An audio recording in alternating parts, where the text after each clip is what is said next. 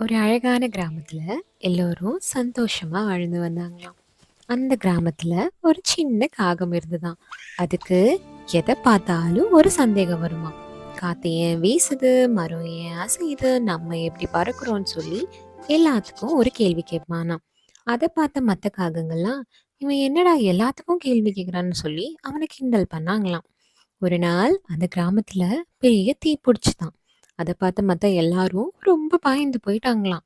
ஆனா நம்ம காகத்துக்கு திடீர்னு ஒரு யோசனை வந்துதான்.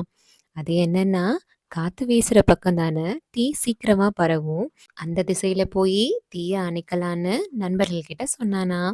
அதை கேட்ட நண்பர்களும் தீய அணைச்சிட்டாங்களாம். அன்றிலிருந்து அந்த கிராமத்துல யாரு கேள்வி கேட்டாலும் அவங்களுக்கு பொறுமையா விளக்கம் சொன்னாங்களாம். So the moral of the story is, கேள்விங்கிறது தொந்தரவு இல்ல. அதுதான் அறிவிற்கு முதல் படி.